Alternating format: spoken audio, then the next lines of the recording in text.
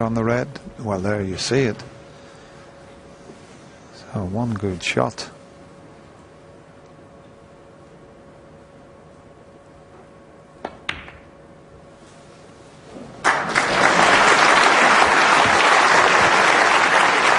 And all of a sudden, the chance is there. 8. He fought long and hard about 9. his previous shot with the rest, but he did well. It looked as if he'd played to get on the pink, but he knew the black would go.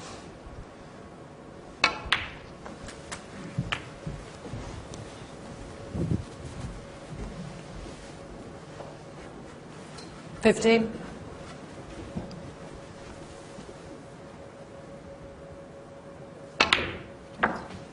$16.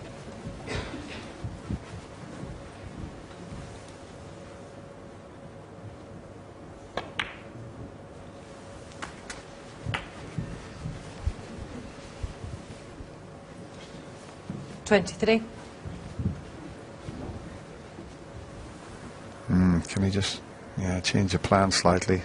Straight on that red, and he just rolls in for the black. Now he's having to screw back. He's got to watch the middle pocket here. 24. It's Ronnie's turn to be slightly out of position. This isn't a gimme by any means. If he had got the correct 30. side of that pink there, it would have been plain sailing. It isn't at the moment. So Ali Carter knows that this is a key shot coming up.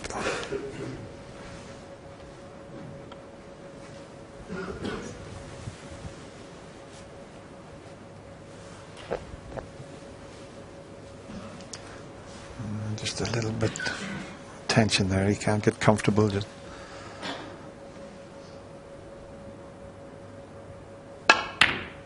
where's the cue ball?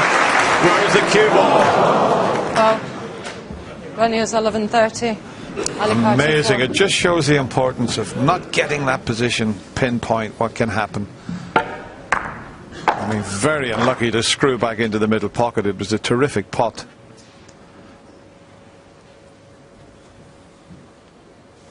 This would be a nice one to sneak in, as we see Ronnie just turn away from the table there. And it's there.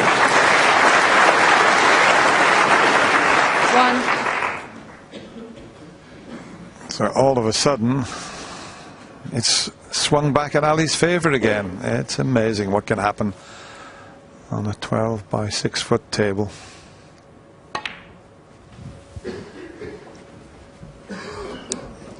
All about the angle he gets on the black now. 5. But from that side of the table, he's got to be pinpoint with his position. 6. If he stayed straight, he's got no shot. If he's got a slight angle, he can punch this in. It's just off straight. He might be able to force the angle. He's unlucky.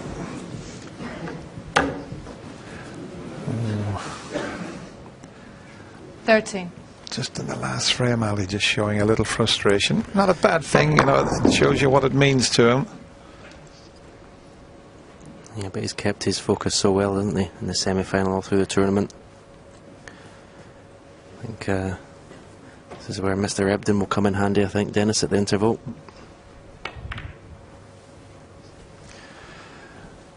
Yeah, but what's the score going to be at that interval? Is he just going to be 2 behind? Another bang at the butt of the cue there, so Peter, well, they will have a chat at the mid-session interval, but he knows that Ali's still in the driving seat here. He can win this frame. Let's have a look at Ali again, just banging the chair with the cue. Well, at least he's got a little smile, so that's got it out of his system.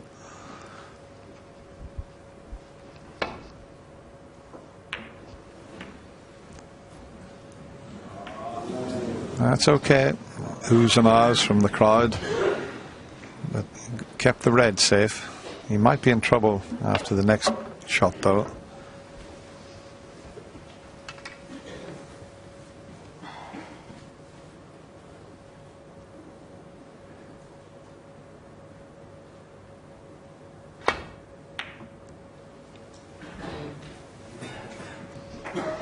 No, that's well played.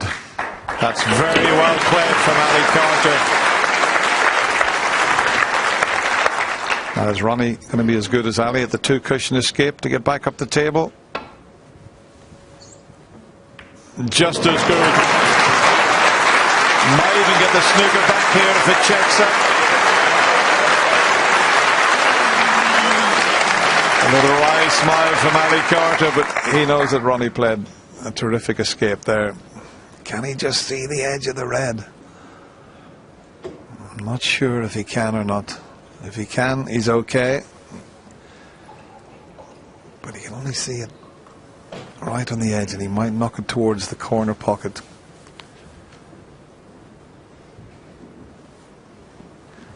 He's going to have a sip of water, which is rather strange, to settle him down. Remember Steve Davis, when he first came to the Crucible, he used to do that, go and have a little sip of water and come back to the table.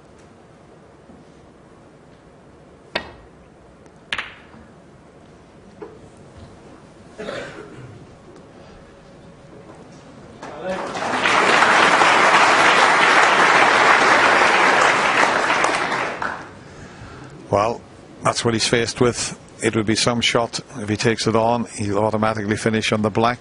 It's make your mind up time for the rocket.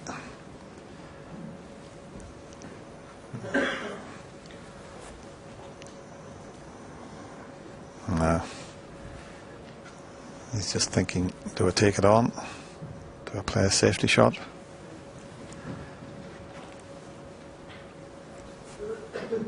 I think he's decided he's going to have a go.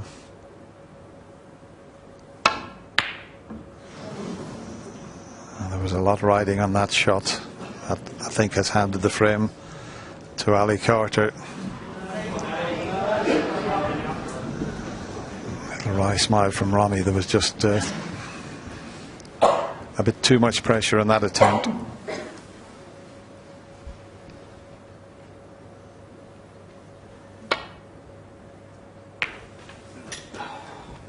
One. Big sigh from Ali there. He hit that far too thick. And he's dropped on the yellow. That wasn't what he intended.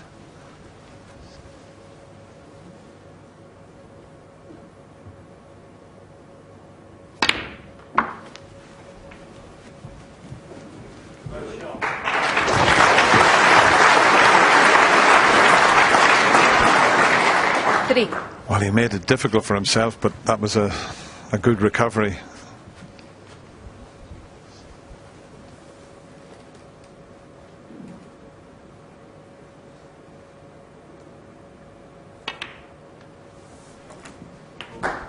Four. So just the pink needed, and then Ali can relax a little bit again. He did get a bit frustrated in this frame. 10.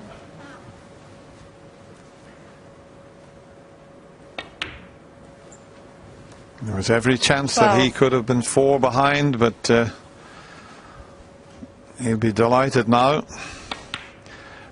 Ronnie's already on his way out of the arena. So that was an important frame from Ali Carter. And in the end, he took it. And we're all square in this little mini session. Ronnie leads by 7 frames to 5. And what a key frame that was for Ali Carter, for his World Championship hopes. A man who's already been in one final, 2008, against the same player, Ronnie. Lost 18 frames to 8 then. But said, I chatted to him for a long time last night, said he feels a completely different player 4 years on. Peter Ebden's given him a lot to think about, sitting out in the chair actually. But there was a couple of moments in that frame which belied that, I think, because Ali beginning not to be in control of his emotions, and that's something that he has not been doing so far in this championship. For the first time, I think we've seen him showing a little bit of frustration. And I think it all stems from particularly his positional play, because he had about at least 3 chances in that frame and didn't secure the frame and kill it off like what Ronnie is doing in one visit. His positional play seems out, and he's getting very frustrated with that. It wasn't a must-win frame, but I tell you, he'd be mightily relieved going into his dressing room that he actually won that frame.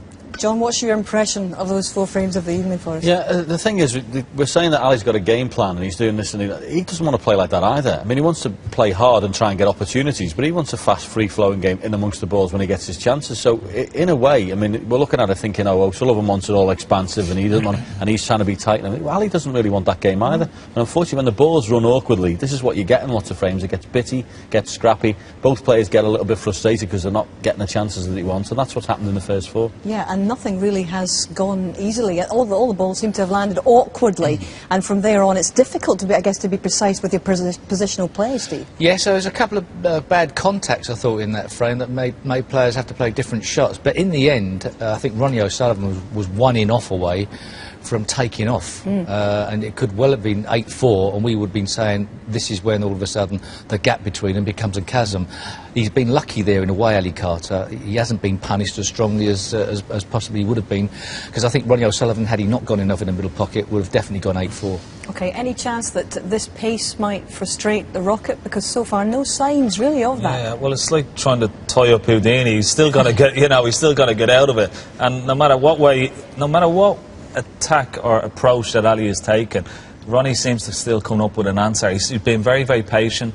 There hasn't been really signs of frustration. I mean, even when things have gone wrong for Ronnie, you see the odd wry smile from him, which you wouldn't have seen maybe, 6 or 12 months ago. So he seems to be competing in all departments, and he's ready for the challenge. And it's refreshing actually to see, because we haven't, as I said, we haven't seen that side of Ronnie for quite a while. Indeed, yeah. Well, we've got 2 Essex boys, as we know, in this final, but at the start of this championship 16 days ago, there were no fewer than a record 5 Chinese players in the draw, and that could be the tip of the iceberg, because with 8 events next season in China, 5 of the 10 major ranking events included, China is producing a whole squad of new future champions, and Stephen Hendry has witnessed this Chinese snooker revolution for himself.